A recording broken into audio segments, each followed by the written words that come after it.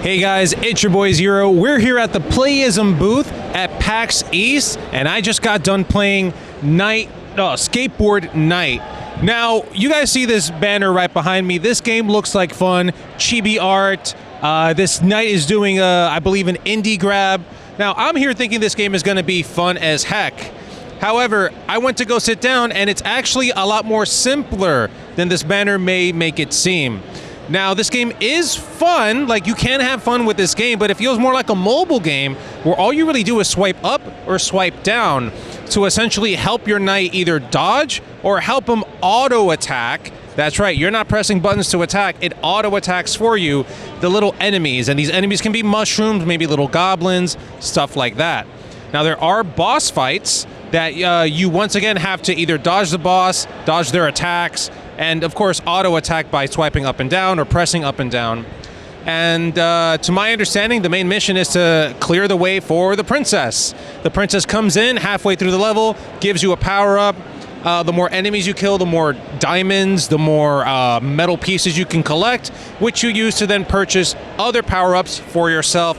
More health, more strength when shooting your sword beams and stuff like that. It's a fun little game, but not what I expected.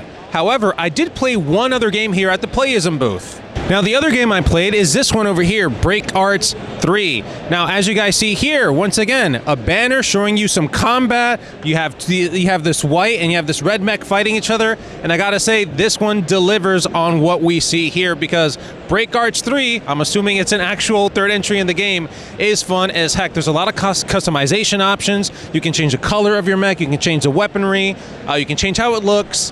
The gameplay is varied.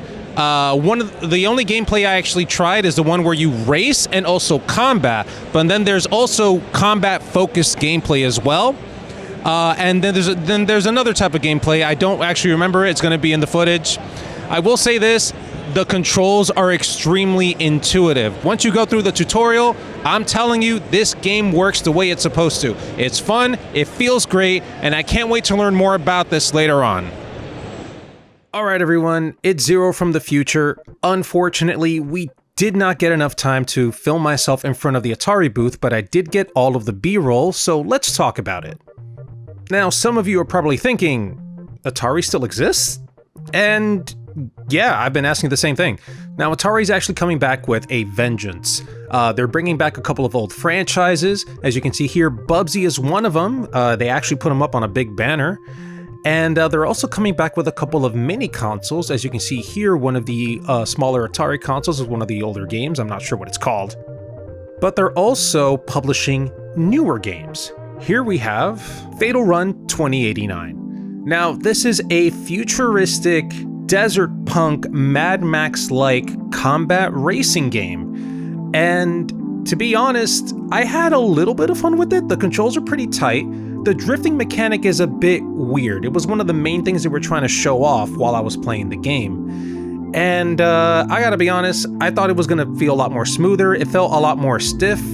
When you start drifting, the car kind of just sets itself in a sideways motion and then you kind of just drift and you kind of help control the drift. It's weird to explain. The combat mechanics work just fine. You get yourself a machine gun, you shoot it at your enemies, they get destroyed, they blow up. You also get some missiles to shoot at enemies. And there are a bunch of obstacles in the middle of the road that you have to either dodge or smash through.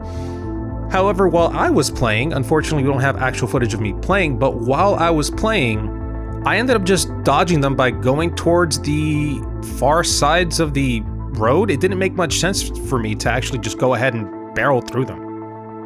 All in all, I did have a pretty decent time with this game. However, it does sort of feel like it's in its early stages of development. So we're going to keep an eye on this game and check back on it later. Now, the next game I actually want to talk about is a new Jay and Silent Bob game. Jay and Silent Bob Chronic Blunt Punch. Now, this game, I did not expect it. I knew that there was a new Jay and Silent Bob game in development, however, it just kind of disappeared into the ether. It was announced a couple of years ago. Now imagine my surprise when I head to the Atari booth and I see Jay and Silent Bob on one of the TVs. Now as you can see here, the graphics are sort of hand-drawn, that's what they seem like to me, and also hand-animated. Kind of reminded me of Cuphead, but like a more modern style. Now, this is a beat-em-up game. The controls are pretty easy to grasp. You move sideways, you can move up and down, and you have some attack and kick buttons and a special button if I remember correctly. Now, the thing that made me love this demo, love the gameplay, was the fact that they put in a bunch of references to other games. While you're playing as Jay or Silent Bob, you're gonna see them do a bunch of moves that you would see from other video games like Street Fighter. You would get like a Hadouken move or a spinning kick move. You would also see some references to other games, maybe Contra, maybe Doom and stuff like that. They also have a lot of references to the drug use. Jay would actually pull out a big bong and attack the enemies with it. The enemy designs are hilarious. There's this old man in some sort of big coat, and he's only in his underwear other than that, and you can see his bits and pieces. It's hilarious. The designs are amazing. The animations are really good. The only thing I really had issue with was this weird screen rumble effect that happened whenever you get knocked down or you take a really hard hit. Atari is back. I'm kind of excited to see them, and if they're gonna keep publishing games like this, then I'm all for it. So let's keep an eye on Atari and see how they continue. And that's gonna do it for this video, guys. Hope you enjoyed it. If you did, slap the like button, mash the subscribe button, let us know down in the comments below what you thought about all of this. Are you also surprised that Atari's back? What do you think about the games from Playism? Let us know, we'll talk to you in the comments, and we'll see you next time.